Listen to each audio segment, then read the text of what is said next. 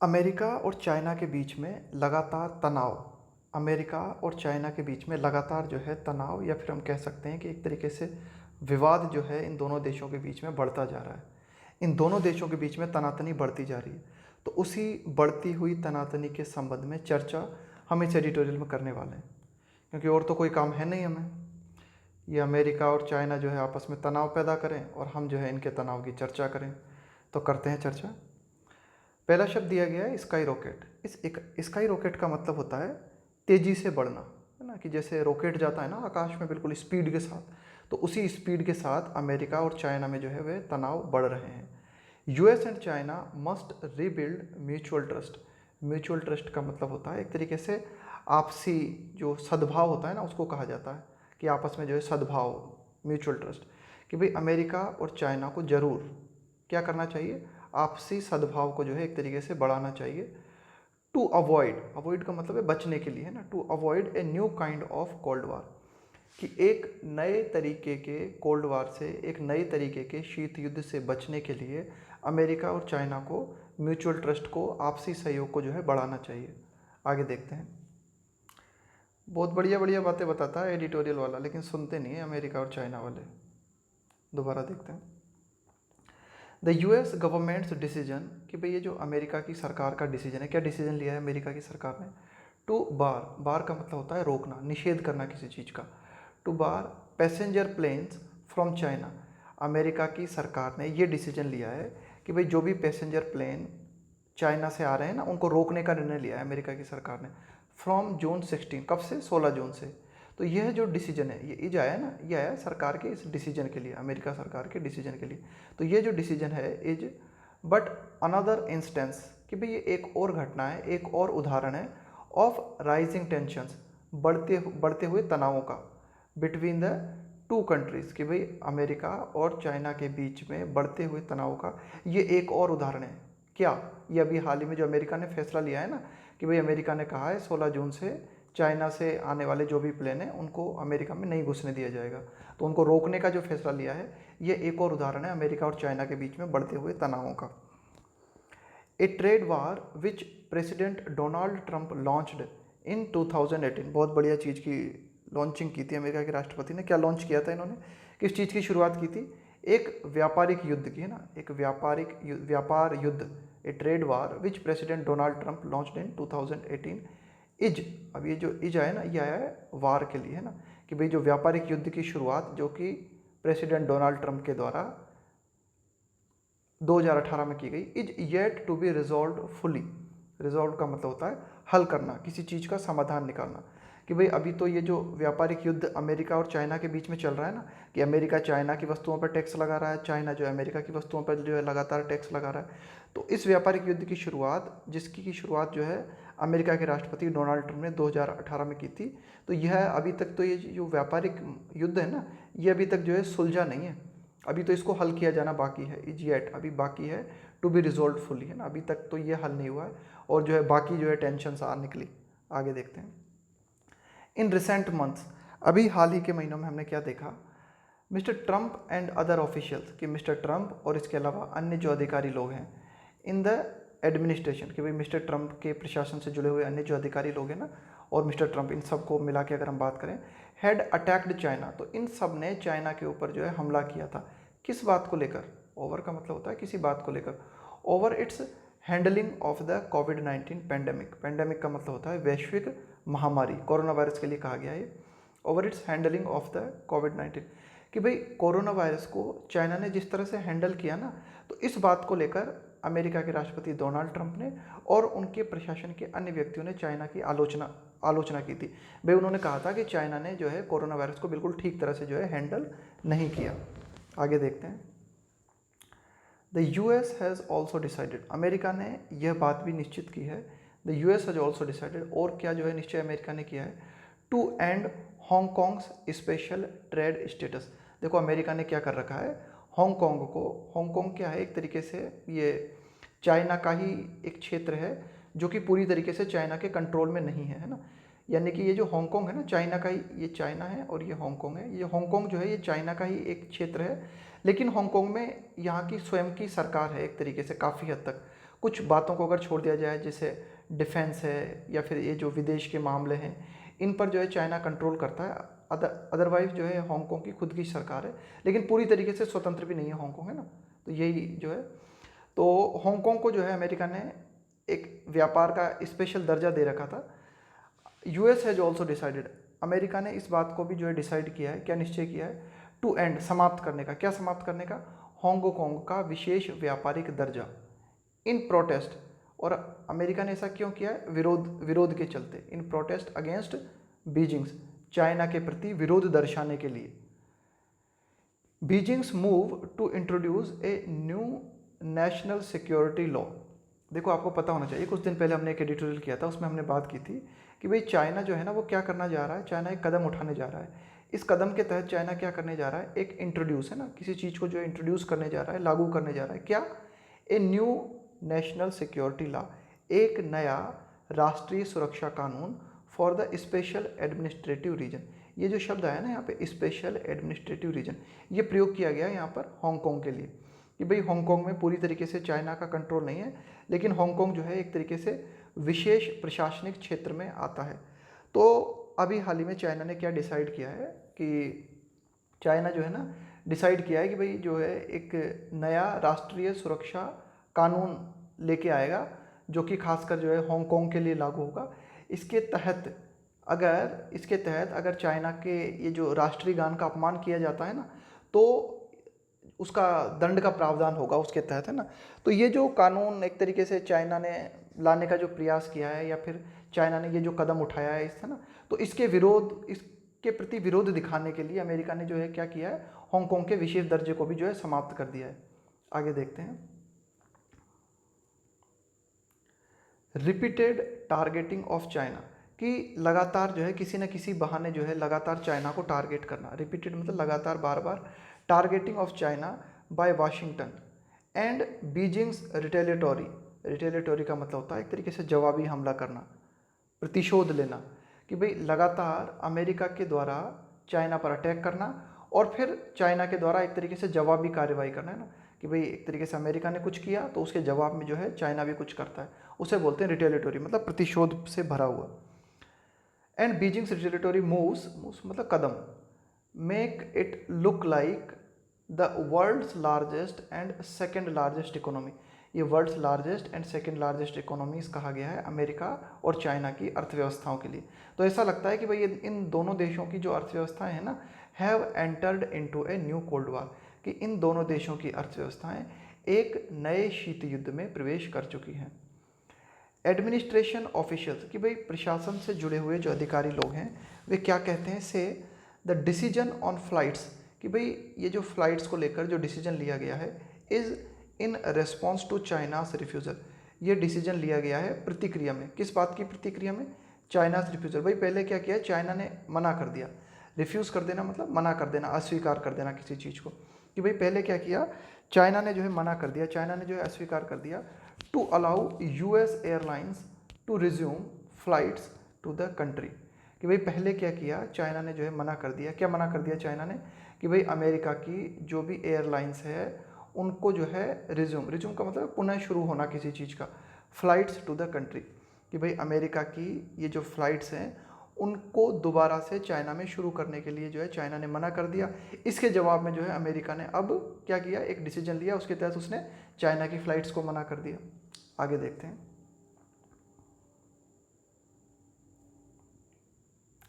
China had introduced, China ने इस चीज़ को इंट्रोड्यूस किया था, इस चीज़ की शुरुआत की थी चाइना ने।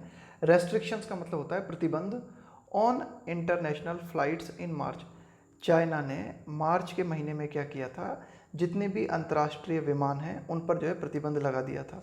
इन द वेक ऑफ का मतलब होता है के परिणाम स्वरूप, के फलस्वरूप, है ना, के कारण, के चलते, ऑफ द कोविड-19, यानी कि कोविड-19 के चलते चाइना ने मार्च में अंतर्राष्ट्रीय विमानों पर जो है प्रतिबंध लगा दिया था। In the wake of the कोविड-19 पैंडेमिक, यानी वैश्विक महामारी। And most of those curbs are still in place, और ये जो मार्च के महीने में अंतर्राष्ट्रीय विमानों पर, अंतर्राष्ट्रीय उड़ानों पर जो प्रतिबंध चाइना ने लगाए थे, उसमें से अधिकांश प्रतिबंध, अधिकांश रोक, कर्व्स का मतलब है रोक, प्रतिबंध, अभी भी बने हुए हैं। स्टिल इन प्लेस का मतलब है अभी भी मौजूद होना। तो जो प्रतिबंध अंतर्राष्ट्रीय विमानों पर चाइना ने लगाए थे मार्च के महीने में, उनमें से ज़्यादातर जो है अभी भी बने हुए हैं। डिस्प्यूट्स, इस डिस्प्यूट शब्द का मतलब होता है विवाद। जैसे कि सचेत मतलब जैसे कि दिस कुड, मतलब अभी हाल ही में जो विवाद पैदा हुआ है ना, this could be resolve, resolve का मतलब है हल करना, समाधान निकालना, थ्रू टॉक्स एंड कॉपरेशन। कि भाई इस तरह के जो विवाद होते हैं, जैसे कि अभी हाल ही में ये जो विवाद पैदा हुआ है, इस तरह के विवादों को जो है हल किया जा सकता है किसके माध्यम से? थ्रू टॉक्स एंड कॉपरेशन, बातचीत के माध्यम से और आपसी सहयोग के माध्यम से। China has already send signals of D escalation.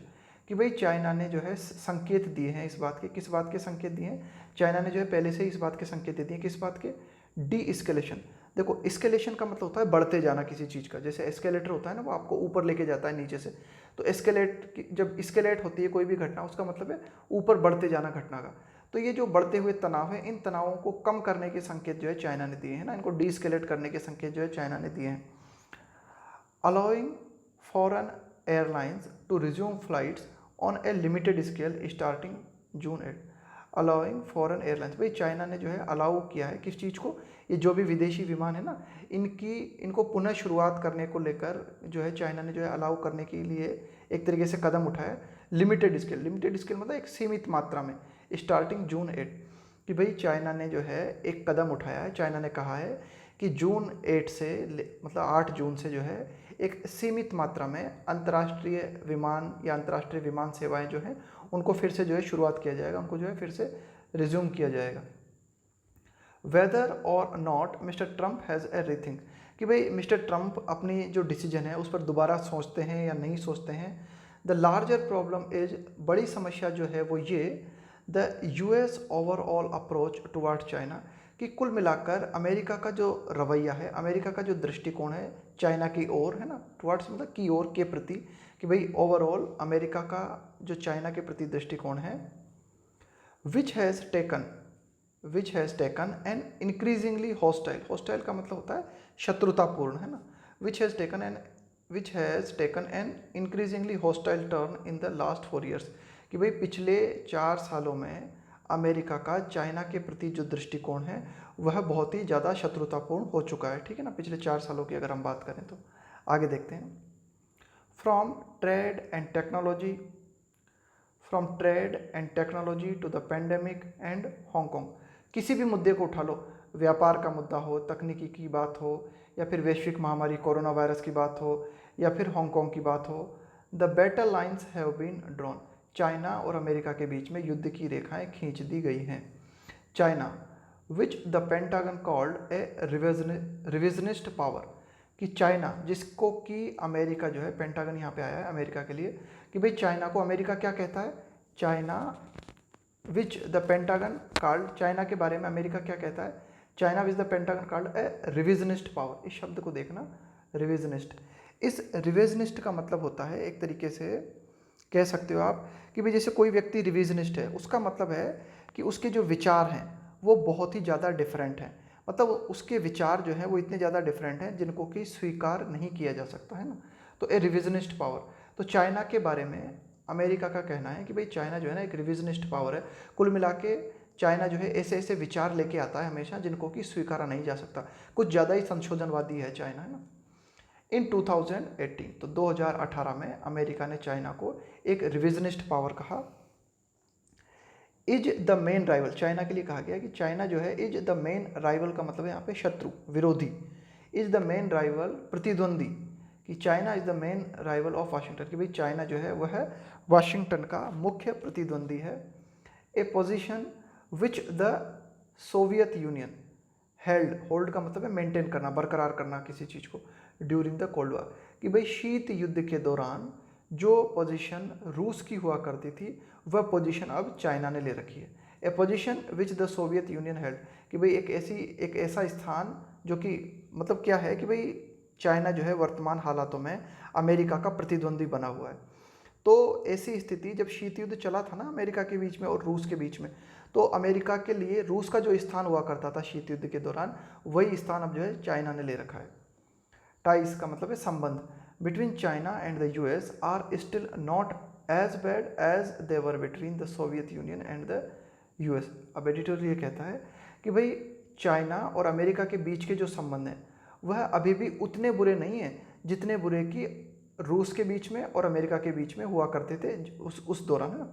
Are not at bad as they were, जैसे कि वे थे between Soviet Union and the US, कि भाई सोवियत यूनियन के बीच में, रूस के बीच में और अमेरिका के बीच में जब शीत युद्ध चला था तो इनके बीच जितने बुरे संबंध थे ना, उतने बुरे संबंध जो है चाइना के और अमेरिका के नहीं हैं वर्तमान हालातों में।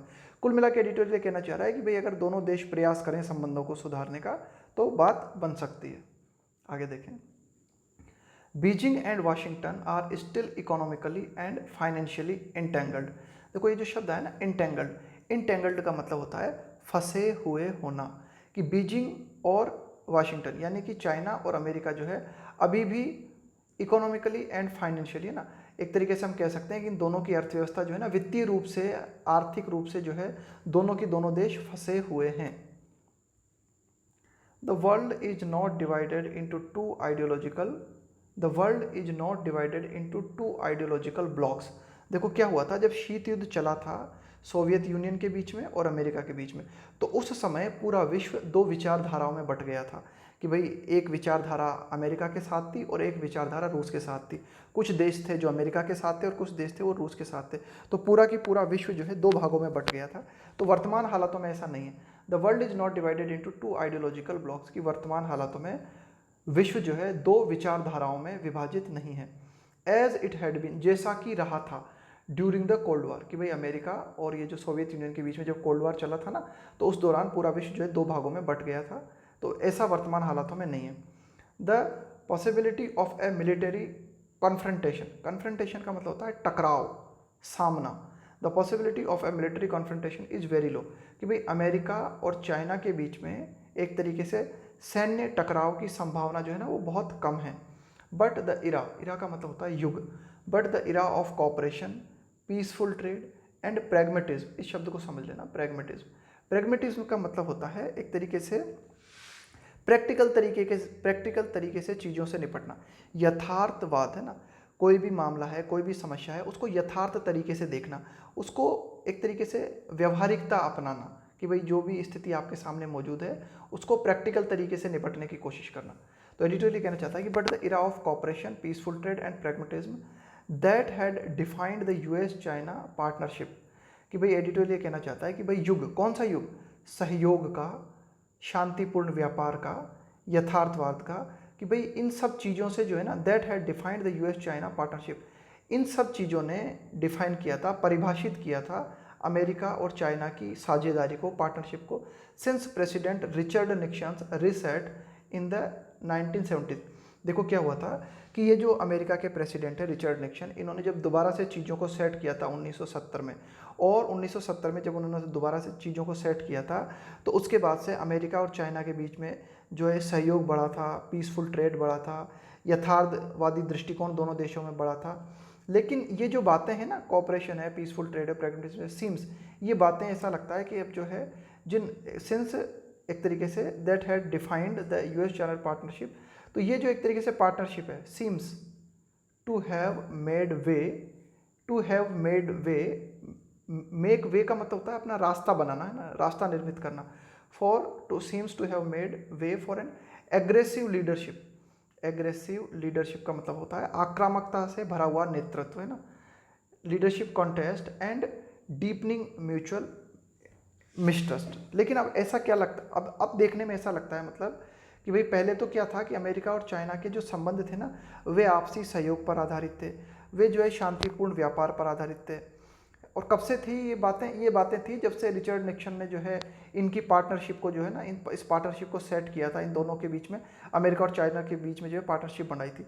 लेकिन अब ये जो पार्टनरशिप है ना, ये ऐसा प्रतीत होती है कि इसने एक ऐसा रास्ता बना लिया है जिसके माध्यम से जो है ये जो है ना कॉन्टेस्ट का मतलब एक मुकाबला, एग्रेसिव लीडरशिप कॉन्टेस्ट, एक तरीके से वर्तमान हालातों में अमेरिका और ये जो चाइना के लीडर हैं, इनके जो राष्ट्रपति हैं, इनके बीच में आक्रामकता से भरा हुआ जो है नेतृत्व देखने को मिलता है। एंड डीपनिंग म्यूचुअल मिसट्रस्ट, और डीपनिंग मतलब गहरे होते जाना, और चाइना और अमेरिका के बीच में जो विश्वास है ना, वो विश्वास में जो है लगातार कमी आती जा रही है ना, डीप नहीं है ना, डीप का मतलब है और गहरे होते जाना, कि भाई आपस में इनके बीच में जो मिसट्रस्ट है वो ज़्यादा बढ़ता जा रहा है। एंड विथ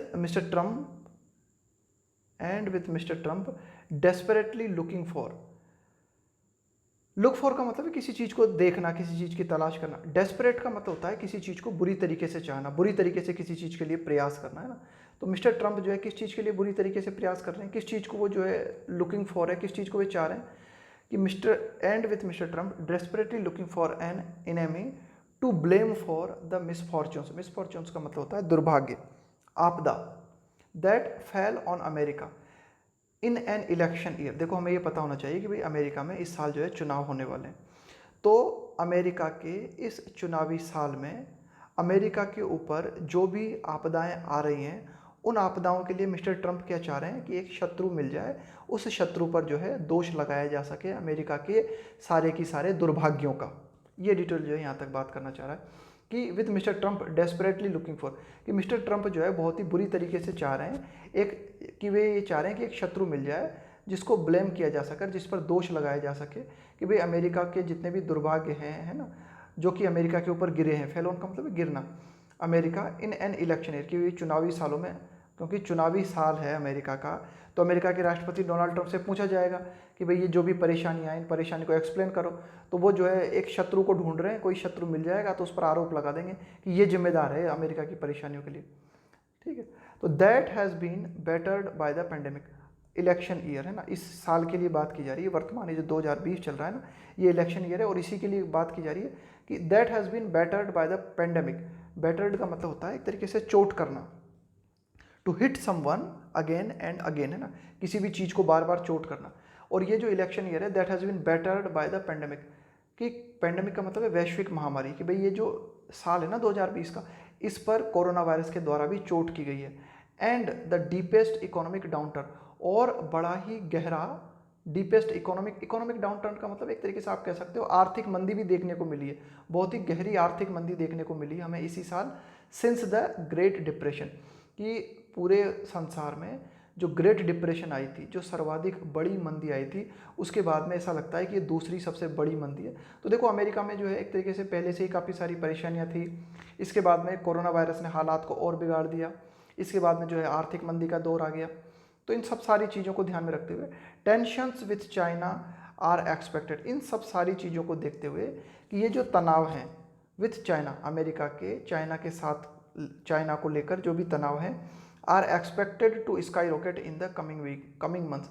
तो हम ऐसी उम्मीद कर सकते हैं, आर एक्सपेक्टेड, इन तनावों के बारे में जो है ऐसी उम्मीद की जाती है कि भाई ये जो है ना अभी और ज़्यादा बढ़ेंगे, स्काई रॉकेट होंगे इन द कमिंग मंथ्स, आगे आने वाले महीनों में अमेरिका और चाइना के बीच में जो तनाव की स्थिति है वो और ज़्यादा बढ़ेगी। Washington wanted an enemy and it found it in China, America को एक शत्रु चाहिए था और वह उसे चाइना में, और वह शत्रु उसने चाइना में पा लिया। कुल मिला के कि भाई डोनाल्ड ट्रंप को जो है ना कोई व्यक्ति चाहिए था, कोई मतलब कुछ भी ऐसा चाहिए था जिस पर वे आरोप लगा सकें कि भाई अमेरिका में जो भी मिसफॉर्चून्स देखने को मिल रहे हैं, अमेरिका में जो भी परेशानियां देखने को मिल रही हैं, चुनाव का साल है, तो वे जो है सारी की सारी परेशानियों के लिए जो है ना कोई बलि का बकरा ढूंढ रहे थे। तो एक तरीके से चाइना में जो है उन्होंने ये शत्रु मिल गया है। अब देखना, unless the leader of the both countries, unless the leaders of both countries change their course, course का मतलब है मार्ग, कि भाई जब तक दोनों देशों के ये जो नेता हैं ये अपने मार्ग को परिवर्तित नहीं करते। अब देखो यहाँ पे अनलेस लगा हुआ है, अनलेस लगाते हैं हम किसी भी कंडीशन को व्यक्त करने के लिए, और अंटिल लगाते हैं हम किसी टाइम की कंडीशन को व्यक्त करने के लिए। कोई टाइम जब हमें दिखाना होता है ना तब हम बताते हैं अंटिल, कि भाई इतने बजे तक मैं इस काम को नहीं करूँगा, या इस तरह से जब कोई कंडीशन होती है ना। तो अनलेस कि भाई जब तक the leaders of both countries change their course, कि भाई जब तक इन दोनों देशों के जो नेता हैं ये अपने मार्ग को परिवर्तित नहीं करते, and rebuild the lost mutual confidence, और जब तक ये दोनों देश के नेता जो है दोबारा से निर्मित नहीं करते, रिबिल्ड का मतलब दोबारा से निर्मित नहीं करते। किस चीज़ को दोबारा से निर्मित नहीं करते?